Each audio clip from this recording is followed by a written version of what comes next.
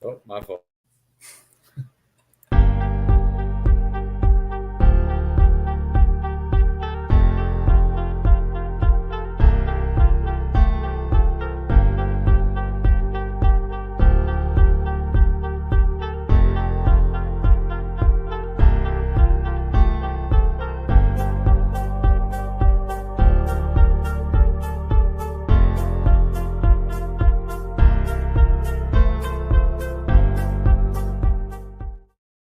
Welcome to this edition of Spotlight by Roofr. I am your host, TJ McCormack, the community manager here at Roofr. And tonight I finally get to interview not only a friend of mine, but also a champion user of Roofr, who Roofr has grown to love and trust and take tons of feedback from you. And thank you, Amanda, for being here tonight. Tell us a little bit about yourself and where you come from, and a little bit about your family and your company. Sure. I'm super happy to be here. Big fan of yours personally, as you Thank know, you. but also a massive fan of Roofr. And we'll dive into why I'm a fan, I'm sure, but it's been a great 6-month relationship with you guys. So, a little bit about me. I am Amanda Veinott. A lot of you probably know me through Facebook and some of you in person. I am a very proud newer roofing company owner here in New Jersey, and we are woman owned and veteran led. So it's Nice. myself and my counterpart, TJ. Not this TJ, a different TJ. And he is the veteran component. Green Beret, served 20 plus years and transitioned right out of the military into Maven. So we're very fortunate to have him. My background in the roofing industry started in 2020 by accident, much like a lot of people during COVID. Everybody. Yeah. We had other careers Yeah. that we had when COVID happened, and those careers sort of ended or pivoted. And same thing happened to me. I owned a different business, a retail store that went under because of COVID, and I just had another baby. I have 2 girls, 5 Wow. and 3. And at that time, after maternity leave wrapped up 6 weeks after I gave birth, I said, all right, well, I need to make some money. So I immediately got in touch with a friend of mine, Dan, who owned a roofing company here in New Jersey. And he thought I was joking. He thought that I was inquiring for somebody else. And I said, nope, it's for me. I need income. And he hired me as an internal marketing person for his roofing company. So fast forward 3 weeks after I started, I got thrown into sales because we got hit by a small tropical storm that damaged a lot of roofs in this area. I knew enough to just be dangerous. I was hungry. I was a little bit desperate. My back was against a wall, and I started selling. And year 1, I did about 2.5 million in sales. Year 2, I did 3.5 million. Year 1, 2.5. Year 2, 3.5, and year 3, I was on track to do almost 4.5 million. Wow. But then I left, and it was the best thing I could have done in hindsight. It opened a lot of doors when I decided to make that pivot in 2023 for me, Yeah. and there's really no limit to where I'm going from here. Let me ask you a question, and this is a question that's off the cuff. It's not going to be too hard, but how is it being a mom and also a roofing company owner? Oh God, that is an hour-long conversation for another time. I struggle. Yeah. Honestly, I 150% struggle. I'm very open with those struggles. Thank God for the female owner roofing community out there. There's a wonderful small group of us that are constantly in contact with each other about the struggles that you're asking about. I don't know if it's unique to being a mother, but it's certainly unique to my family dynamic. I'm the entrepreneur in our relationship. My husband's a teacher. In a lot of ways, we have very dichotomous gender roles. Sure. I'm sort of the masculine gender rolled person in our relationship. So that poses its own challenges. But Being a father doesn't make it any easier, I promise. It's no. definitely and during storm season, especially when I live in Colorado, it's go time from spring until October 1, And a lot of those times, man, you have to remember your kids. And this industry is kind of hard on the kids, but it's also great lucrative wise, and they have a great life after all. But sometimes it's a little rough on the kids. Let's swing a little bit different topic here. What are some of the things that you are working on inside your community? I've had an opportunity to learn a little bit more about you, and know that you're out there in the community. Tell us a little bit about that. Sure. So the way that I define community for paths. So I have my broader community, the community of homeowners that we serve. And that might be the one that you're talking about. But then I have a second community that I nurture very closely. And that is a Facebook community that I started back in 2017. And it's filled with 8,300 women who are local moms. It's all moms. They're all local. Or they have ties to this local area. They might have moved out of state, but still are part of that. So that's my two different communities that I nurture.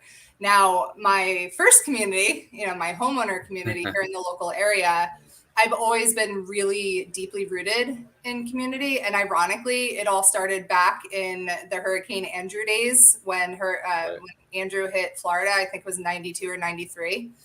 And in New Jersey, there's a ton of people who have ties to Florida. So my community service sort of started back then. My dad I think he was on town council or something back then. So he was part of the organizing efforts of raising funds and goods to get shipped down to Andrew. So I remember being, I might have been 4 or 5 years old at the time, grabbing supplies and putting them on a tractor trailer. And that really sort of stuck with me my entire life. I was part of all different types of leadership programs growing up, community programs. So I took that with me when I went into entrepreneurship and just being a business owner. So recently we did a community effort with a shed. I don't know if you guys have seen it, but we put we put an American flag on a gentleman's home here in our local community. He did not serve in the military, but he wanted to. He unfortunately had a medical reason during the 1960s that he wasn't able to enlist in the military. So he's very patriotic, very, pro-military. And I said to him, do you want to do something crazy? Because he needed a new shed. He said, sure. What are you thinking? And I told him I would love to put an American flag roof on your shed. So that sort of started the whole community movement now, where I'm looking for a military family here in my local community where we can actually donate a shed roof to. So if anybody from New Jersey is watching this in the North Jersey area that has military family who needs a new shed roof, I'd love to have a conversation. I got a picture of it here too, just for a second. Maybe I can share my screen. I don't know. Let me see if I can.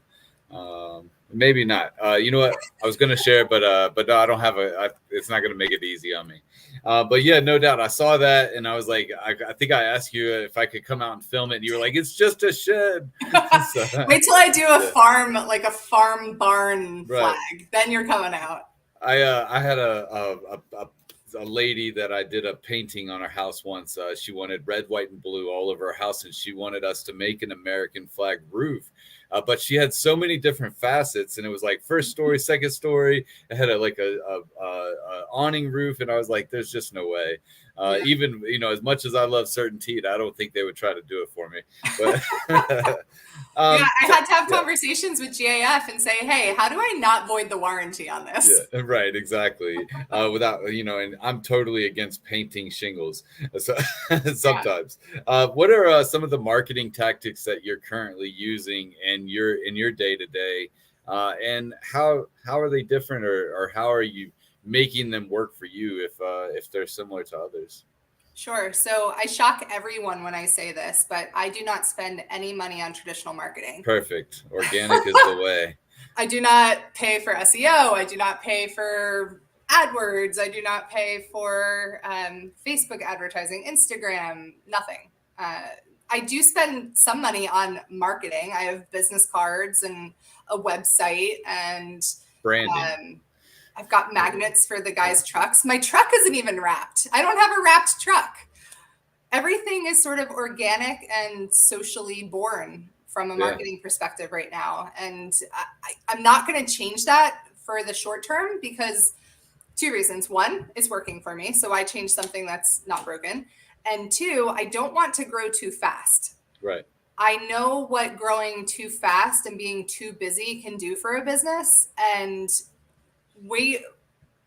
our whole mission is to change the perception of roofing contractors here in New Jersey. Yes. It's sort of like pizza places. Every corner, there's another roofing company. Right. So I want to be different. And if that means staying small and focusing my marketing efforts where I know they're working and I'm attracting the right clients and the right homeowners to work with, then I'm going to stick with it. Yeah. So my marketing that's working right now is several things. 1, referral marketing, obviously, but it's not just referrals from my customers over the last 6 months. It's my COI referrals. COI stands for Centers of Influence. So that would be right now, my best COI is my mold remediation partner. So he owns a company here called Master Tech, and it's a mold, fire, water remediation company. So you guys get storms everywhere else that, right. Drop hail. We get storms that produce a lot of flooding. And a lot of times that would be a great referral for us because if there's flooding in the basement, there's highly likely a reason that contributed to that, which a lot of times be gutters. Yep. We do gutters. So, that sort of opens up the referral business right there. I also spend money on the local Chamber of Commerce. So I have a membership. Myself and TJ go to all different events with the chamber. I do sponsor events periodically. So I'm sponsoring 2 weeks from now or a week and a half from now, something called Business Connections, where 120 business owners get together for breakfast and have a networking meeting. So I'm sponsoring that. That gets my name out there. But more importantly, what I do is I spend a lot of time on Facebook. Yeah. All organic, posting in response to people's requests for our services on Facebook groups, whether it's my own Facebook group or other people's Facebook groups. I know that we're going to dive into this in October at the Atlantic City Rise event, Roofr Rise event, but I have created a mom army of online canvassers, digital canvassers. They do a lot of my legwork for me when it comes to that organic marketing. And what else do I do that's unique? Well, let me ask you this. You are one of our champion users, and you utilize our Instant Estimator tool. Tell us how you use the Instant Estimator. And let me explain what the Instant Estimator is if people don't understand. Instant Estimator is a tool that goes on a roofing company's owner's website, and they can drive traffic to this estimator in multiple different ways and get an instant lead. And tell us how you're using that. Sure. So this was a fortuitous technological advancement for me when I first launched the company. And I use it a lot of different ways, but let's talk about how I use it on the website. So when you go to my website, immediately on like the top third, where you don't even have to scroll down, it says 2 things. I think book an estimate and then receive an instant quote or something along those lines, get price instantly. So when you click on that get price instantly or receive instant quote, it takes you immediately to the code for Roofr. It's integrated into my website. So the great thing is I'm capturing people who are looking for something very basic, which is pricing. Yeah. And it allows them to sort of scratch that itch where they don't really want to talk to me. They don't want to text me, email, call me, whatever. I get it. I don't want to text, call, and email people for pricing either. Yeah. So it scratches that itch where they can get an idea of pricing. Now, what I like that you guys have recently done is you added the range, which allows us to put a lower threshold and an upper threshold on the pricing. So it gives people a sense of what the price could be. Right. And then that opens up the conversation because it allows them to put some notes in there. It allows them to say whether or not they want financing. It allows them to tell us what type of shingles they're interested in, whether they want metal or, Camelot. Right. So they can request, good, better, best. Right. They can request whatever it is that they want. So all that information integrates directly into the CRM, which we use through you guys. And then I get an instant alert through email that somebody has clicked on the instant estimator and given us their info. So it could be 30 seconds before I respond because I'm at my phone or I'm on my computer and I see that come through, or it could be another half hour or an hour before I see that email come through. But it allows the customer to scratch that itch, and then I can follow up with them. Right. Are you finding like there's some people out there back when I first started with Roofr, and one of the things that they would say about the instant estimator is like, oh my God, people are just going to come here and get an amount and then they're going to run away. How do you feel about that? Do you mind if they just get a price and run, or do you want the whole goal here is to get the information? So there's definitely those price shoppers. They're looking for price, and that's all. They've already had 2 or 3 estimates, and they don't really want to meet with somebody else, and they want to know if those estimates they've gotten are legit. And then I'll never hear from them. I'll follow up with them. I'll never hear from them. It might be 10 to 20% of people. Yeah. Then you have the people who want to work with you. They just don't feel like talking to you. They've been following you for a while. They're very busy professionals. They just want to see where their price range is going to be. That actually landed me a $50,000 job. Kara, no. Talking about this mom thing. Oh my gosh. Your daughter's in. Well, this is embarrassing. No, don't be embarrassed. Don't be embarrassed. Second. Yeah. Come here. I don't even know why you're down here. We'll be right back, guys, with this. But just while she's getting everything straight with that, a little bit more about Roofr Tools. We do have our CRM that is in open beta right now. So anybody at home that is a roofer that's looking to try a new CRM, Roofr definitely is a great option for you guys. Also, the instant estimator tool, like what she's talking about now, our measurements, both residential, commercial, and then also our custom sales proposals / estimates / contracts. But we're going to go back now to Amanda. Oh my goodness. But yeah, no biggie. Let me ask you this. We'll go ahead. I have a question here. Now that your brain stumped, I'm going to make it a little bit more. But I wish you could have seen what I saw. Oh yeah, it's all good. It's awesome. I have kids. I actually kicked them out today. I was like, y'all have to go. I have all my kids here at home, and Karina's like, all right, I'll take them out. But how about this? This is our topic that we do in every spotlight, where we ask you to fill in the blank, and the blank is roofing is what? Roofing is blank. What is that blank for you? Roofing is exciting. Exciting. All right, awesome. I'm gonna write that down because I got to remember. Otherwise, I'm gonna get in trouble later. So I'm gonna write it down. It's roofing is exciting. There's always something changing. I was a law enforcement officer for most of my adult life before I became an adult. That's what I say now. That's a little scary. Right. But the thing that I love most about law enforcement, and I compare it to roofing, is like it's always changing. It's never the same roof. It's never the same person or client. It is exciting, when you make that sale, you just feel like the dopamine inside your body just goes crazy. You might not show that excitement to a homeowner, but inside you're wanting to run outside and jump up and down and do a backflip or something.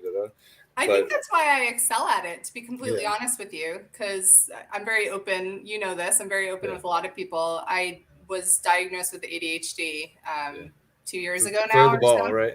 And it made my whole life made so much sense. Yeah. And I think sales in general, a lot of people who are neurodivergent, that's a very fun keyword right now, we chase dopamine. And when you sell well, you get that dopamine rush. And I freaking love it. It feels really good.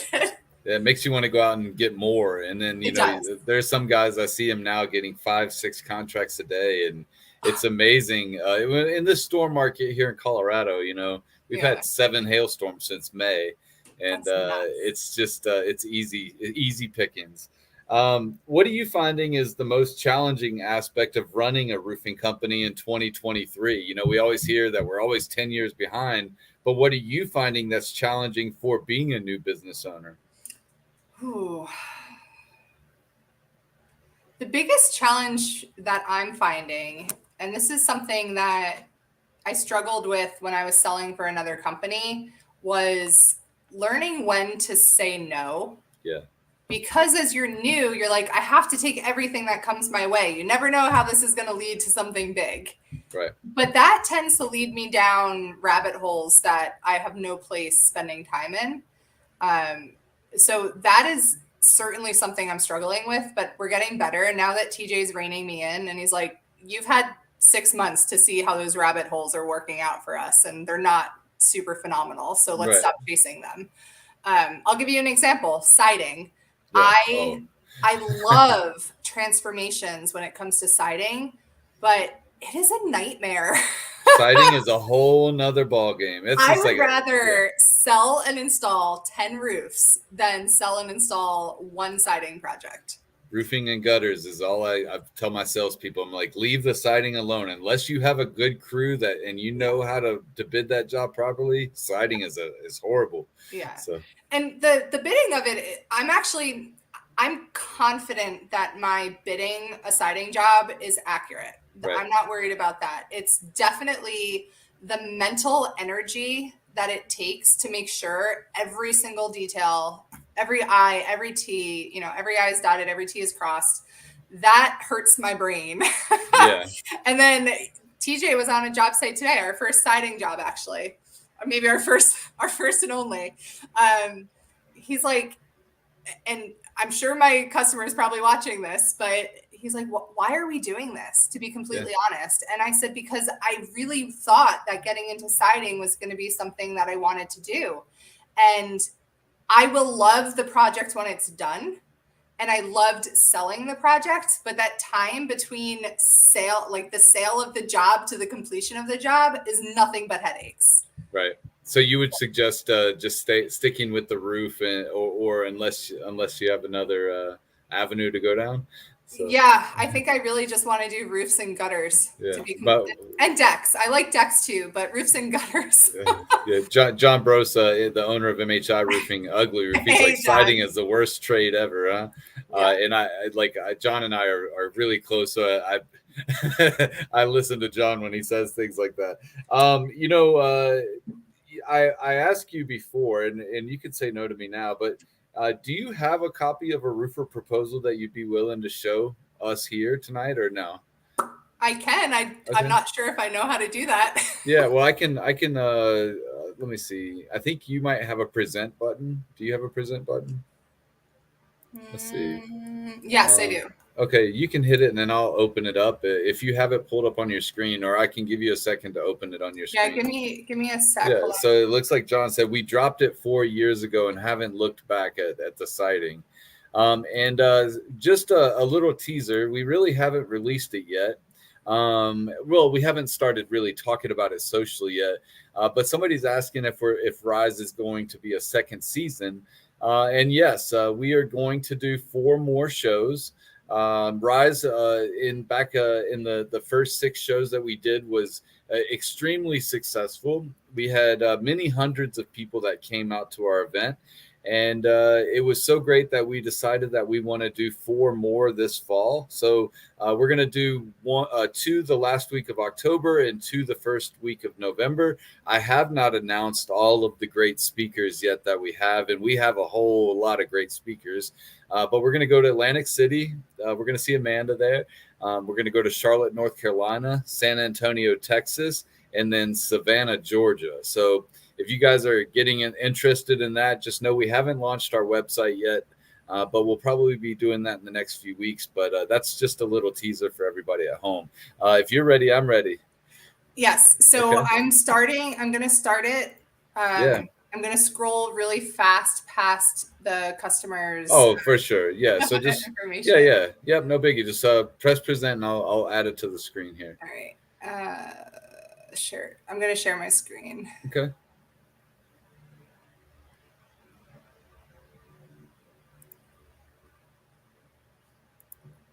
Oh, there you go. All right. Awesome. Are you ready?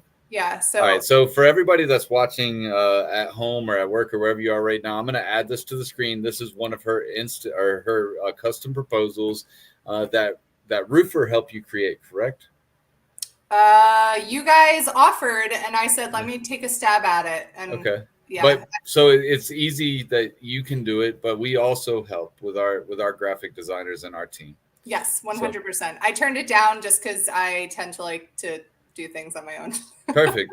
Love this home screen, by the way. Thanks. So you can see I'm zooming in and out because it's easier to see when you zoom in. But this is my my cover page that I created. I'm going to scroll past the customer's info.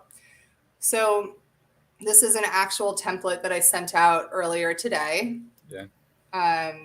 So I walk everybody through different headings. So I'm just going to scroll down really quick. So roof replacement is sort of my first heading. Yeah. And then my second heading is going to be ventilation. My third is chimneys, heat stacks, pipes, vents, plywood and sheathing, skylights.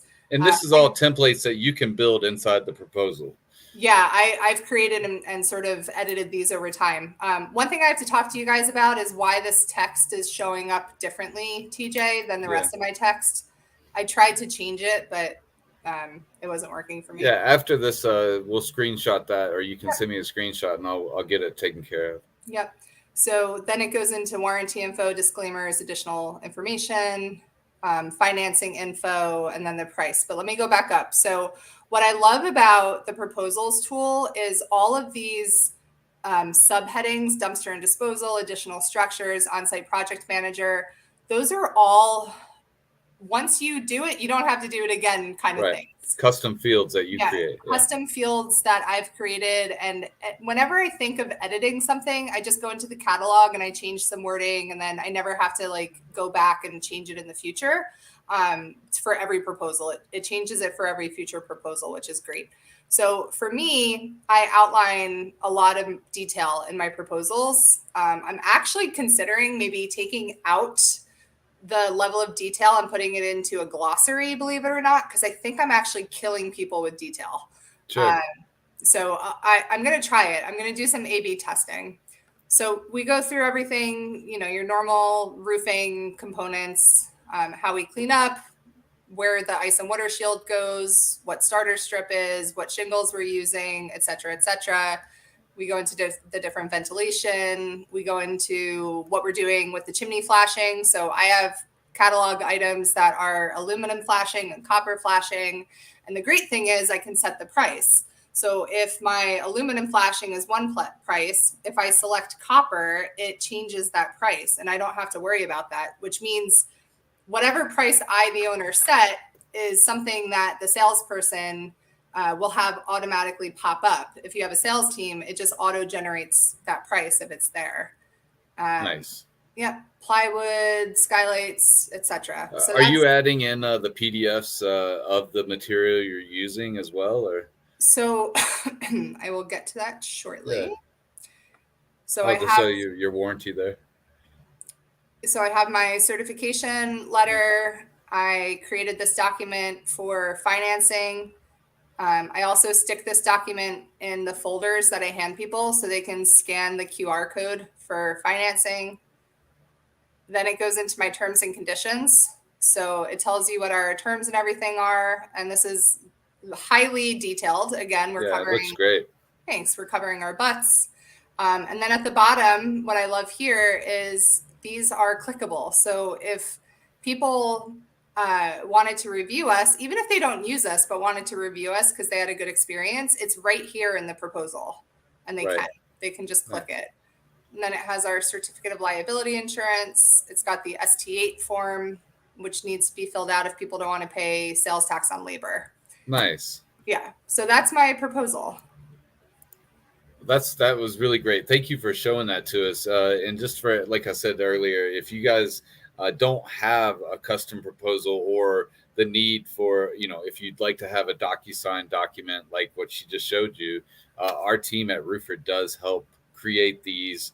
If you're not technologically advanced, some people aren't out there, but thank you for showing that to us.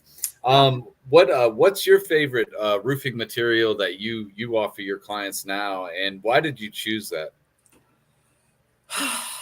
I have two favorites. Okay, well, it's okay. It's okay to have multiple. I'm CertainTeed and EuroShield, but I also love Atlas. So Yeah, and I've never installed CertainTeed or Atlas. I've only ever installed GIF and Owens Corning. Sure. My absolute favorite product, and I hope my GIF rep isn't listening to this, is Owens Corning's Color of the Year, which is Midnight-Plum. Oh yeah, I'd love that. It is so freaking pretty. It is so nice. We're doing our fourth one.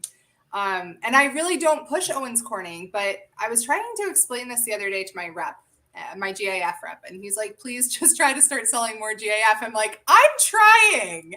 Right. I really am, but people, I don't know what it is. I've been in the industry in Jersey now for 3 full seasons, and more people are asking for various colors. Yep. I don't know. Curb appeal is a big thing. Yeah. And I don't know if it's because we're not Master Elite like the company was that I used to work for. So people who were coming to that previous company were coming because of the Master Elite status. So they were, they already knew they wanted a GIF roof. They were just looking for the right installer. Yeah. Now I'm getting customers who don't even know what a Master Elite installer is. Right. And they're shopping based on what they want visually. So I'm getting a lot of people asking for colors that I never used to sell because, I couldn't offer those with Owens Corning in the past. But I do really love the Timberline HDZ shingle. I put it on my own house in 2021. Haven't ever had a problem with it. Right. I sell a lot of it. I sold a lot of it. Yeah. How do you think that, like dealing with your territory rep or whoever it is that you work with, the GAF or OC, has influenced you in that? Because I know that back in, when I first got into it, CertainTeed was always there for me. And that's why I chose CertainTeed. Now, if Owens Corning would have been there or GAF, I'm not saying anything about them now. I'm just saying back then for me, that's why I chose them. So I was having this conversation with somebody, and I can't remember who it was. It might have been TJ. It might have been somebody from ABC. I don't remember.